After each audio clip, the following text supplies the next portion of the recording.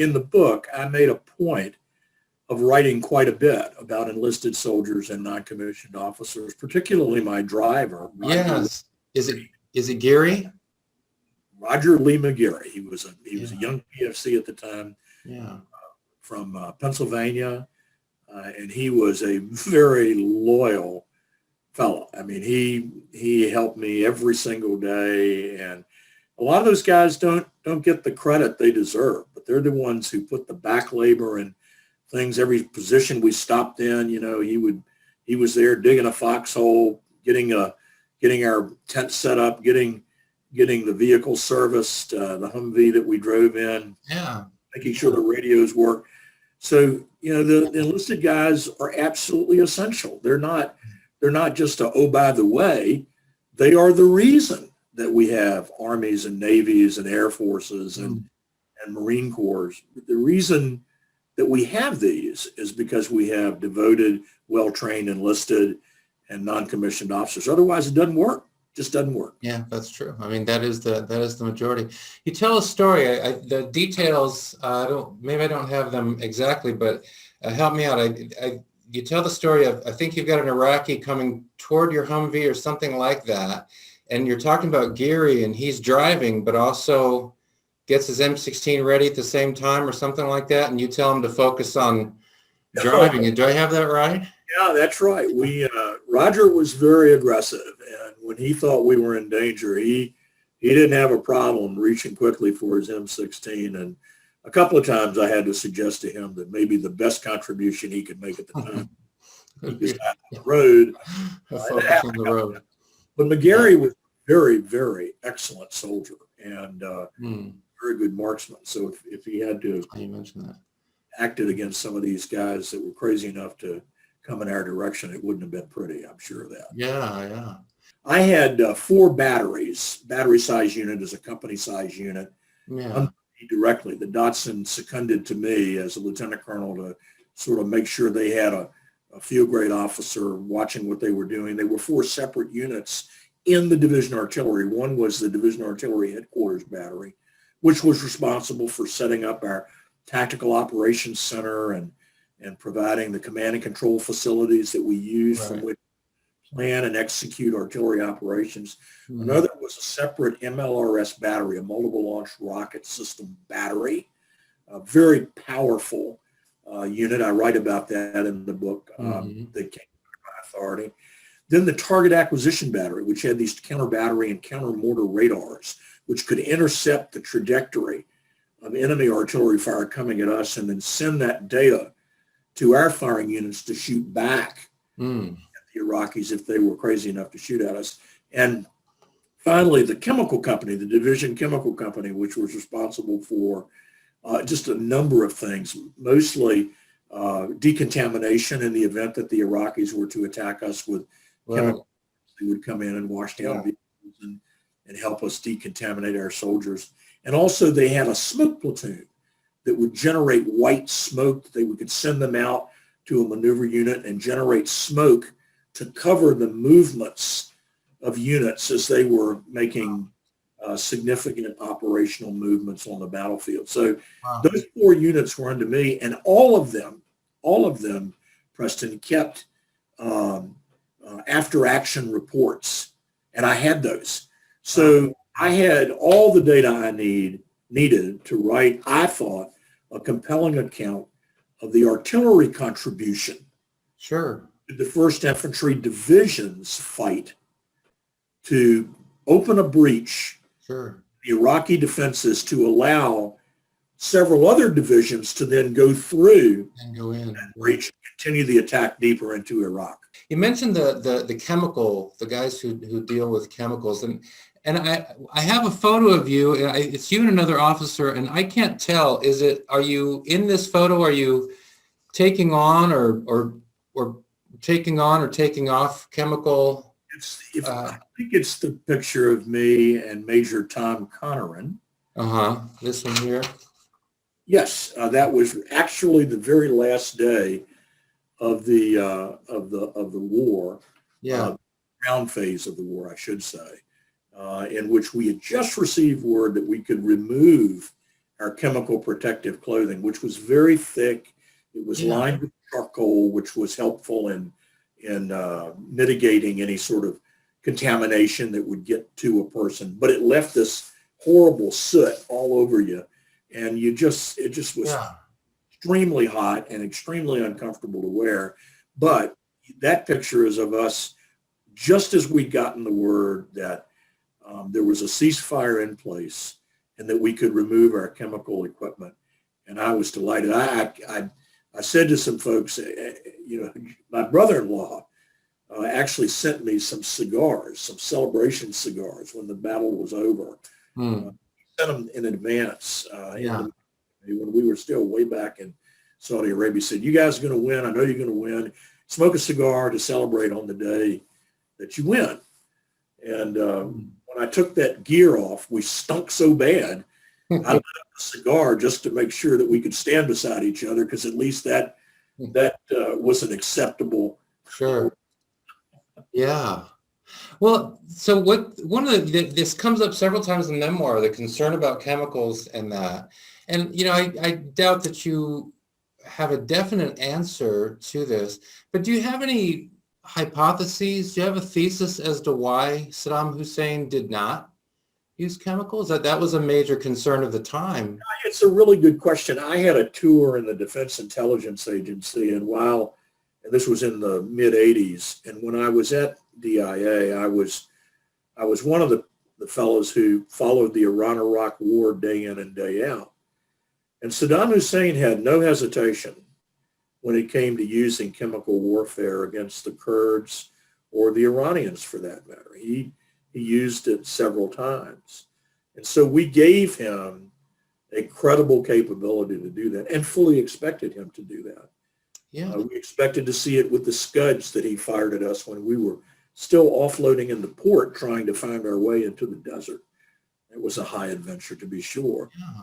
But we gave him full credit and capability to do that.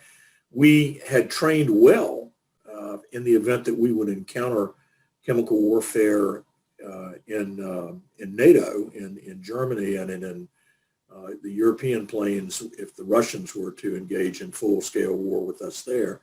So we were well trained and ready to execute chemical defenses. We had no plans to execute offensive chemical. Sure, right. That'd be illegal. Yeah, we were prepared to deal with what we thought was an eventuality. In fact, we were very concerned that when we made the breach operation, when the 1st Infantry Division crossed over and broke open the Iraqi 26th Infantry Division, we were concerned that they would respond in a desperation move with chemical attacks from long-range missiles anyway, which is one of the reasons we spent so much time firing artillery at the 26th Infantry Division, well over 8 days of artillery raids, because we wanted to reduce their capability and get them down. So if they did have any chemical weapons forward, they wouldn't have the capability to launch those at us at the time. Do you have any thesis as to why he didn't do that? I mean, you would think as maybe an act of that would be, if nothing else, a final act of desperation or something. But frankly speaking, I think he was concerned that we would retaliate in a very, very escalated manner. You mean entering Iraq going into Baghdad or something like that? I think Saddam was counting on, even after it became evident that we were, and the war started, and there was going to be a combat response to his invasion of Kuwait by the coalition forces. I think Saddam looked at that and said, you know what, this thing, if we play our cards right and we show a stiff resistance, maybe the Americans, thinking about Vietnam and past warfare, maybe they will want a quick negotiated solution and we'll all come out of this saving face. What he didn't understand was once he started that war, we were going to finish it. And we had a commander-in-chief at the time who was very no-nonsense about it. And President Bush made it very clear. This is what's going to happen. Iraq's got to leave Kuwait. That Kuwaiti government's got to be stood up again. And the the family of nations are going to have to stand together Mm. against this kind of aggression. So Yeah. Saddam made a miscalculation that was only going to be answered by the complete removal of his forces and any threat that might remain to Kuwait or Saudi Arabia in the wake of that. No, it sounds like you're suggesting that he may have miscalculated there, but may have done a cost benefit analysis on the other side in terms of if he used chemical warfare, then the cost for him would be much, much greater than whatever benefits he might have gotten from using it. Escalation would have far exceeded his ability to deal with that. Yeah. That's one of the reasons he did not resort. He for sure had chemical weapons. You know, in the second follow-on wars in Iraq, we were never able to actually find any other weapons of mass destruction, to say nuclear kinds of things. There's no question in my mind that he had the chemicals. It's not that hard, frankly speaking. It's just not hard to make mustard gas. It's not hard, unfortunately, to make nerve agent. It's not hard, unfortunately, to make blood agent. And we believed he certainly had the capability to do it. And we knew he had the systems to shoot at us because he had scuds and fired them at us several times.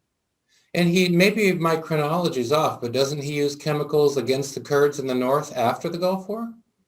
He does, actually. And so we know that he had the capability. Yeah. I think that he just assessed that there was half a chance that he might be able to survive this whole thing and rebuild, and he should not escalate and put himself in worse straits. I don't know how much worse it could be for him, but the truth of the matter was, I think that's a calculation he made. Well, that leads to something else. Now, here again, I'm asking you a question I don't think you can have a definite answer to. But as you say, and you mentioned a number of times in your memoir that you paid very close attention to the Iran-Iraq War long before, the typical American had heard much at all about Saddam Hussein. You had a pretty good sense for who he was.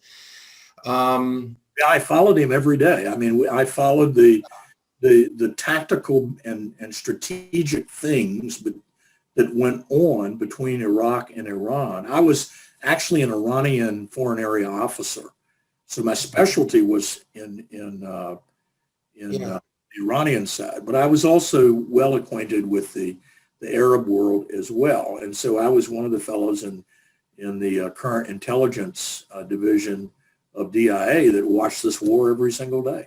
And so you watch one guy every single day for 3 years, you get to know something about him pretty well. So you just described him as obviously he's a psychopath of some kind, a mass murderer. But, he could have used chemical weapons, but it would have been absolutely suicidal to do that. And he didn't do it. So, there's some rationality there maybe, or at least some understanding of self-interest. Which then brings me to something that, by the time this happens, you're out of the Army. But I'm wondering if what your thoughts are about it, since you did have a pretty good sense of him. And that is when it comes to 2003. And of course, the major question is Iraq has weapons of mass destruction. This is the assumption. It appears that Saddam Hussein did not have the weapons of mass destruction at that time. And so what I've never understood is why in the world would he accept invasion of his country rather than either through back channels or some other way, letting folks know and really know that he didn't have the weapons. That strikes me as just so incredibly irrational. That was suicidal. Here's the problem. You're a rational thinker. And you look at things rationally as a historian. But a megalomaniac, a person like Saddam, who had a tortured childhood, who was a very twisted man, in many ways, a very twisted man, was a megalomaniac. Sometimes what I tell people all the time is, see things as they are, not as you would wish them to be. And when you look at Saddam, you have to see things as they were. He was a nut, and he was a megalomaniac. Mm. He was a murderer, and he was sadistic. He was not a nice guy. And so Right. you ask yourself, why didn't he rationally conduct himself? Well, just look at everything else I just said about him and ask yourself, do those resemble any traits you know that you would find in a rational thinker? And so I think the thing to remember, Mm. Preston, is life is hard. When Mm. it's stupid, it's really hard. And I think that sums up Saddam Hussein in many, many ways. Yeah, yeah. And so the ignominious end he has at the end of a rope in whenever that was, 2000, I forget the year, uh, after he was captured. I believe Well, 2000. 2005, yeah.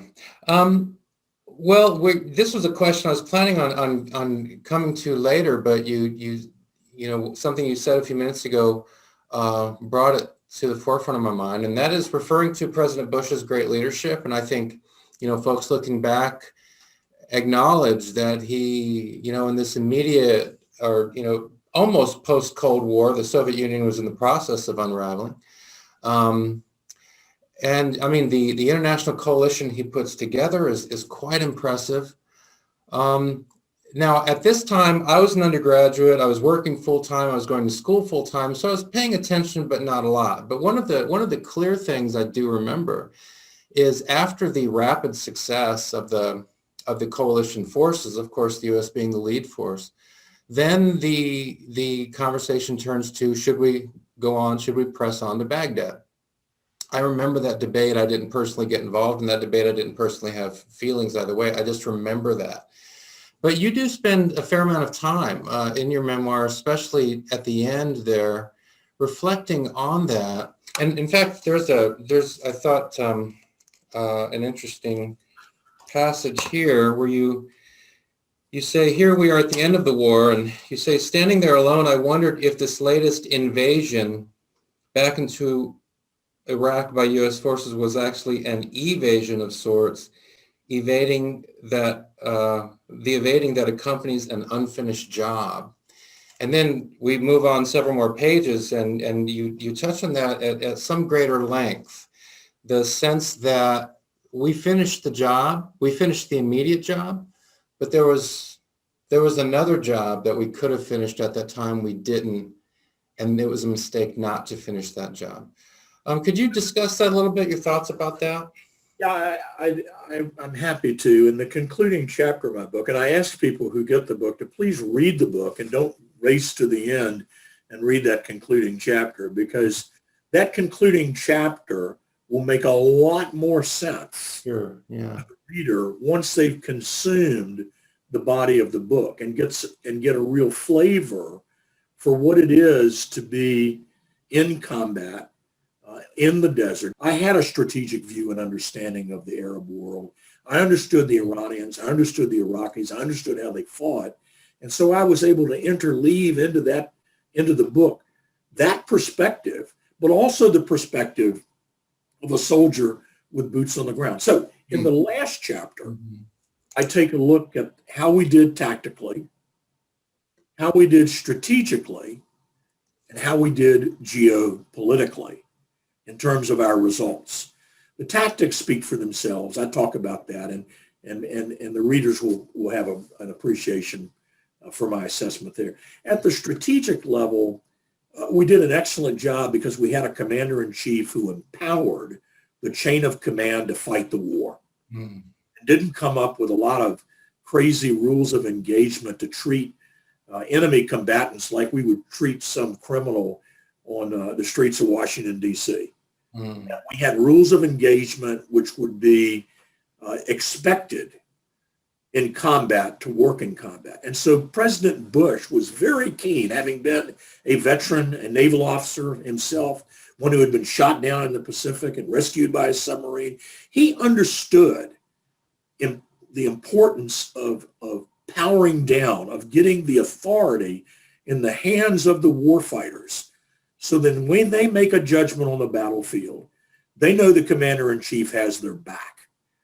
And Bush was excellent at this. He didn't try to micromanage it like much of what we saw in the Obama administration in the war on terror was the White House literally leaning over the shoulder of field commanders, telling them what to do, and some of the people telling them what to do had no clue what to do. Which is also a critique of how the Vietnam War was operated as well, right? Micromanaging. In the same way with Lyndon Johnson, it's sort of like that sort of ugly way of fighting wars resurfaced in the war on terror, but not in Desert Storm.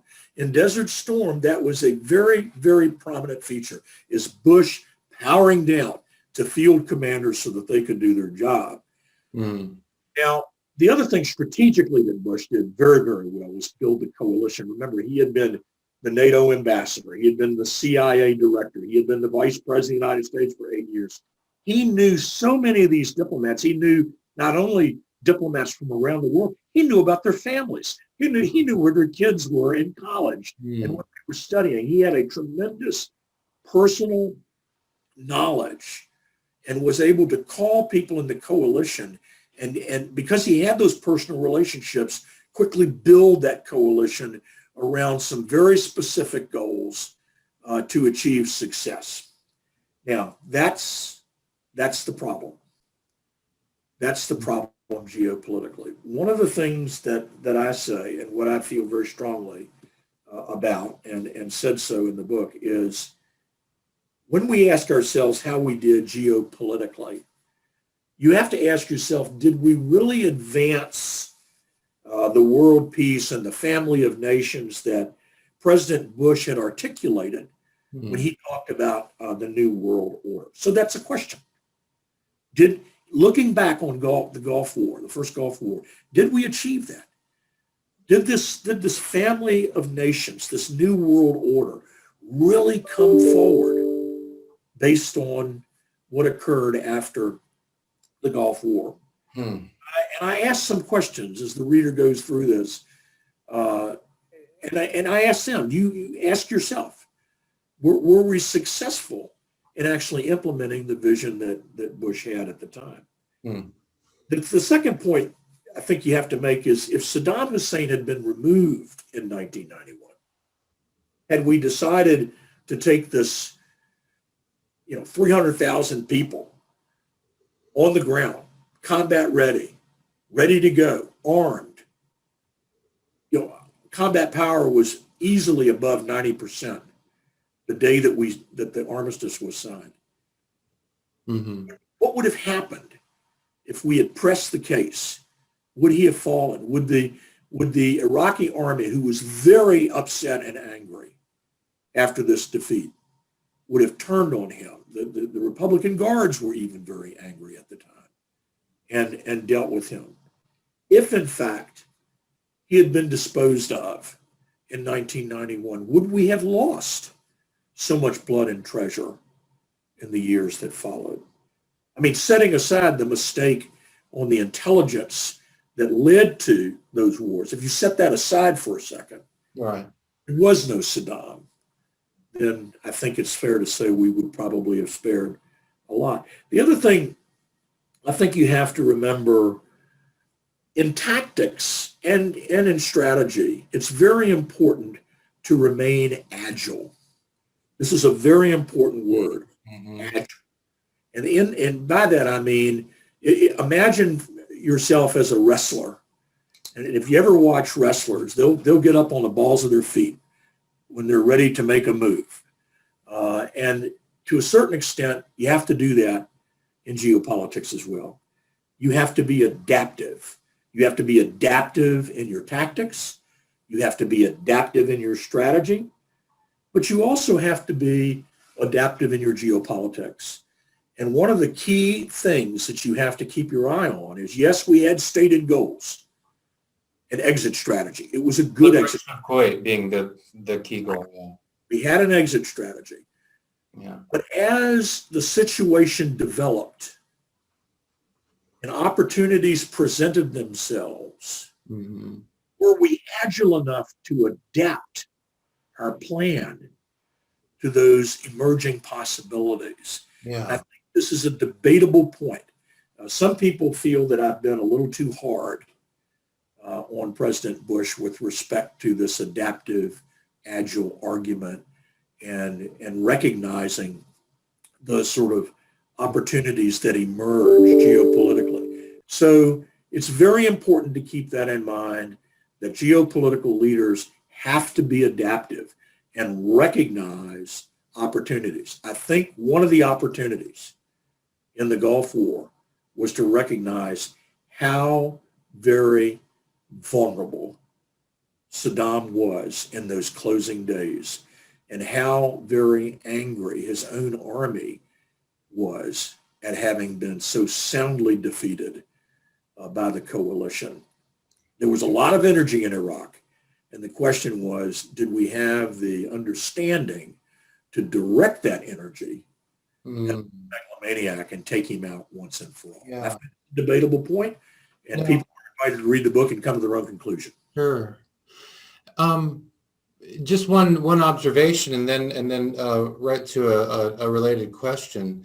I tell my students, often the discussion is Gulf War, and then break, and then the invasion of 2003.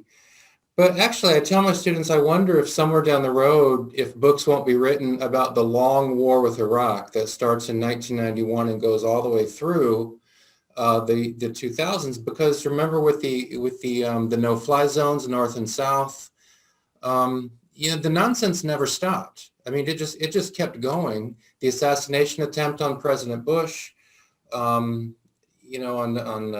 George H.W. Bush. So it never stopped. So, I mean, that I think, supports your case that this was a guy who didn't learn. He just got his butt kicked, and he's still being this relentless troublemaker. Yeah, you have to see things as they are, not as you would wish them to be. Yeah. And Saddam was not a defeated leader when we left Iraq. He immediately went about, as I can tell you, I knew he would do this. I mean, he is, if he was anything, he was a survivor. And he would refashion the truth and create a narrative that was false. And that false narrative is, the West threw everything they had at me, and I survived. That added to this cult of the personality. And of course, he took almost immediate retaliatory measures against people in his regime that he did not trust in the wake of that defeat. I mean, even as we were still on the ground, Preston. Is it the Shia Muslims in the south that he turns against, the Kurds in the north, etc.? What we used to call the marsh Arabs, who lived in the southern marshes of southeastern Iraq, were revolting. Many of them were Shia, but they were revolting. They were very angry at Saddam. And even as we were there, Saddam was attacking them with what? Chemicals. And if I remember right, this is a point in your book where you are complimentary of President Bush. But if I remember right, this is a place where you say, this is a moment of failure because there were people within Iraq who were rising up against this dictator, but we didn't assist them. And that was a mistake because that just emboldened the dictator. This is one of those emerging trends. This is what you have to do. Remember, President Bush had trends as well. He had advisors who were saying, look, you accomplished your mission. Remember Vietnam. Get out while the getting is good. Get home, have the parade, get back up on your feet.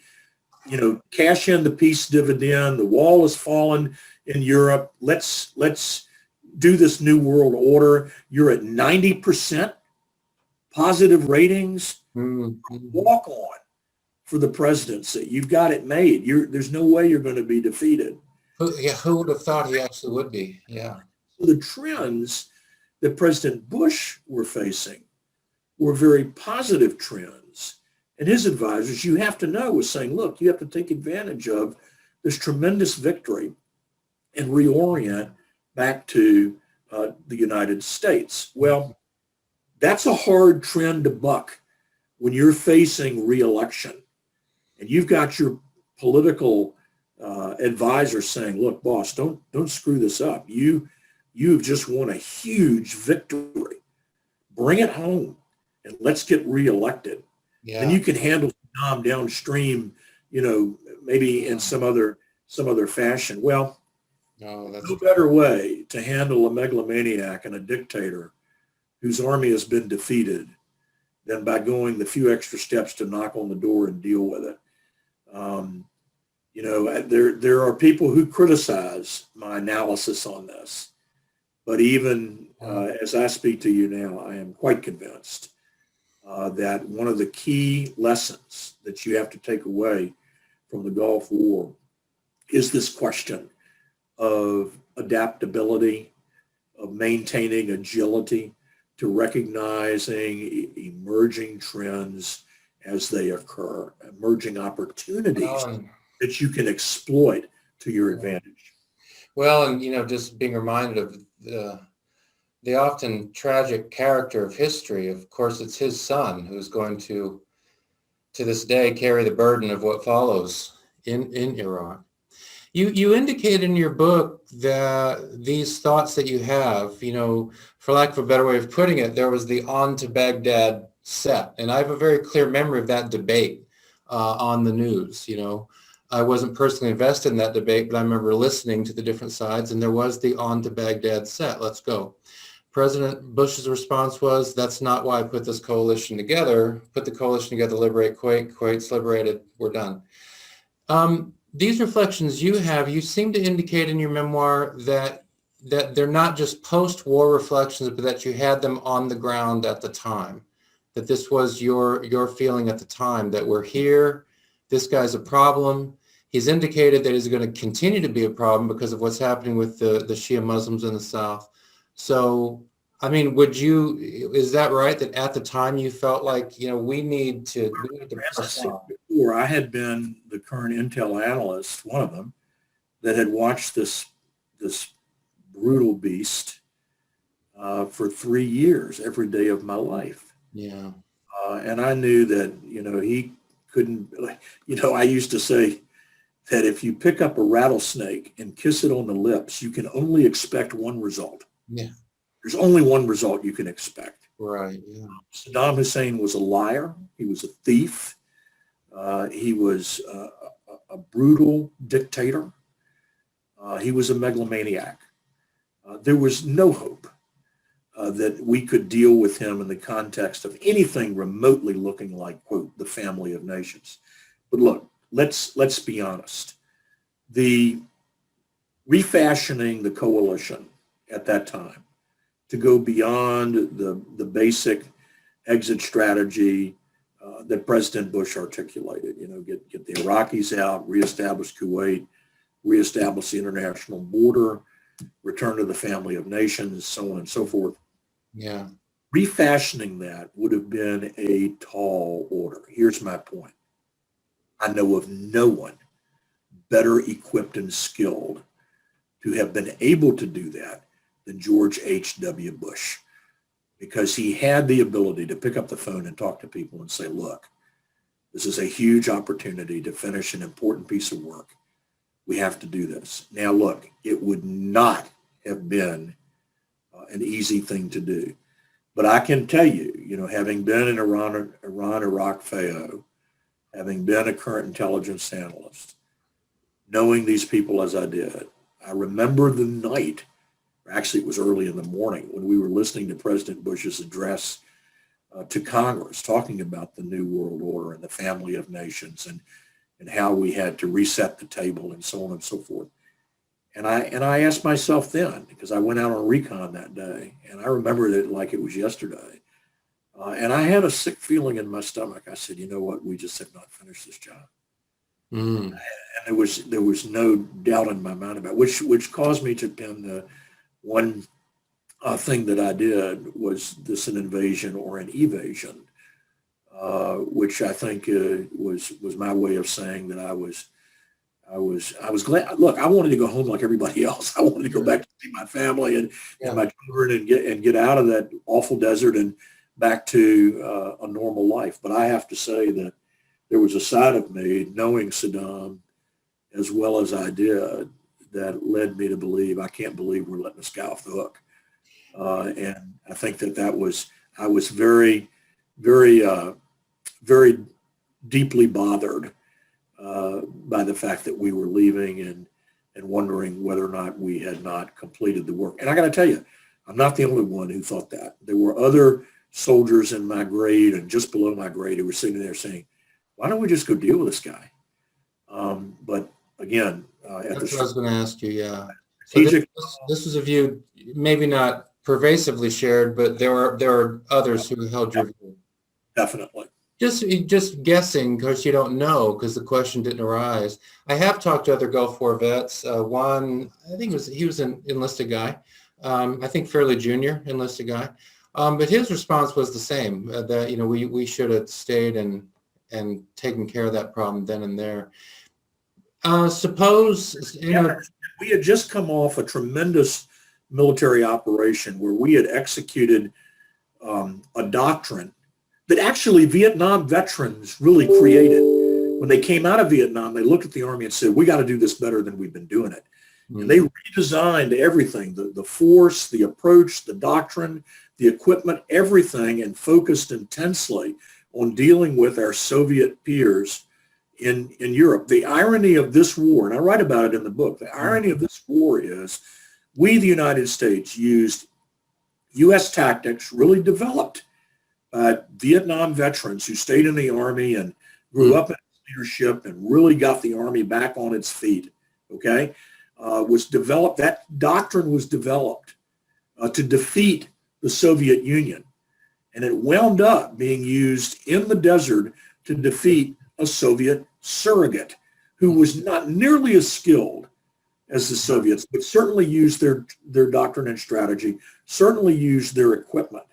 And so for the young soldier you just referenced, he already saw what was going on around him. He saw how we executed this tremendous operation, combined arms as it was, and how quickly it ran. I mean, we were in ground combat in the 1st Division for 8 continuous days of artillery raids before we ever went on the so-called 4-day war. We were already engaged in firing bullets back and forth. But when we did go into that big advance, that big leap forward from the Saudi border all the way into Kuwait and clearing out Kuwait, those soldiers saw, yeah, we can do this. Yeah. So I think that many young soldiers who all wanted to go home as well, trust me, they wanted to go home. And the young officers and the company grade officers looked around and said, you know what, we can get this job done.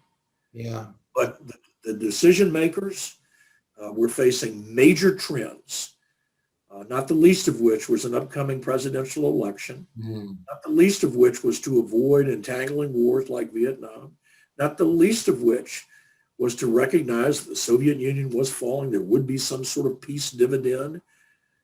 All of these factors were very, very complicating. And so I don't blame the president for the decision that he made. What I suggest is that you have to remain agile at the geopolitical level. And when you see these emerging trends, you have to ask yourself, am I accomplishing the purposes of my nation by turning away from these opportunities? Or am I in fact securing my national interest by exploiting them? It sounds like another thing I remember from that time is, you know, statements about, I don't know if the phrase Vietnam syndrome was used or not, but statements to that effect, that the Vietnam syndrome is over. But it sounds like, in a way, you're kind of suggesting that, you know, the decision, you know, mission accomplished, get out while it looks great. And I don't mean that in a cynical way, but, you know, mission accomplished, it looks great. We got the yellow ribbons, we got the parades, it looks great. Vietnam syndrome is over. But it sounds a little bit like we can see in retrospect that, you know, Vietnam was still kind of a haunting force. One of the reasons we don't want to stay around is because of the continually haunting presence of Vietnam. You're exactly right. Yeah. Exactly right. I don't think you can elaborate on that point. Yeah. You've got photos here of just a few more questions. I really appreciate your time. Photo here of Iraqi prisoners. I've heard stories of, you know, again, from this other enlisted guy, I forget exactly how it went, like something like some soldier got lost in a Jeep and they didn't know where he was. But when he eventually came back, as one U.S. soldier in a Jeep with something like 50 Iraqi prisoners or something like that, I don't know. I don't remember if that was if it was something like that. These guys surrendering in droves. Yeah. And we've got a picture here. It does look like a huge number of Iraqis. Looks like I'm just looking at 5 here. What do you remember about them? During the time that we were getting ready to go, Tom Raim had learned through the grapevine that I had been an Iran-Iraq war intelligence analyst when I wasn't in artillery units. Right. And he came up to our headquarters and put me through the ringer. He asked me a bunch of questions about, what we were getting ready to do, and asked me, did he think that Saddam would leave once all the forces got over there. And I told him, I said, the only way Saddam will leave is at the point of a bayonet. He's that kind of guy. You're going to have to deal with him that way. And then he asked me, I remember him asking me, he said, well, tell me what problem do you think I'm going to face that I'm not going to be able to handle so readily? And I said, your biggest problem will be POWs. It was during the Iran-Iraq war, both sides had tremendous numbers of POWs. And I mean, people who just say, I've had enough. And that's true of every war, by the way. There's plenty of that goes on in every war. Happened in the First World War, happened in the Second World War. Lots of POWs took place. So this war is no different in that regard. The difference in this war is the U.S. and coalition victory was so profound that the Iraqis had, and remember, they were spread out over the desert. They had nowhere to go. And so it's an interesting commentary. They had a choice. They could march north or they could march south. Which direction did they go? They came toward us. They came toward their putative enemies. Because the average Iraqi soldier knew how he was put in these straits. And that actually feeds back into this other fundamental narrative of, did we see the emerging trends? Did we understand the opportunities that were presenting themselves to us? And did we take advantage of them? Now, with respect to POWs, our Dvardy Tactical Operations Center, I think we captured 400 of these guys. And we had to stop them and disarm them and take all their weapons and put them aside and sort of communicate with them. There were a couple of English speakers. There were some Arabic speakers. And so we were able to communicate sufficiently and point them to the rear and say, go back in that direction, where they were corralled together in humane, I should say, POW camps and processed well. But many of them headed south. They didn't turn around and head north. And that should tell you something. So they're heading south, that is toward coalition forces, U.S. forces. Coalition forces southeast or southwest, really. Right. Had they headed north, you mean just into... back into Iraq. Just staying in Iraq. Back into Iraq. So they turned themselves over. They'd had enough. Remember, they had been pounded to death. They knew the power that we had from our air capability. They certainly knew the power of the field artillery because we pounded them for 8 continuous days before we even crossed into the breach area. And then we followed that with a huge artillery preparation, which involved 17 artillery battalions, Preston, under Mike Dotson, unprecedented number of artillery battalions. And that was the largest wartime field artillery preparation since World War II. Wow. So there were a lot of remarkable things that took place during the Gulf War that have never been written about. And I've tried to capture that. Some of that, yeah. Yes. Wow.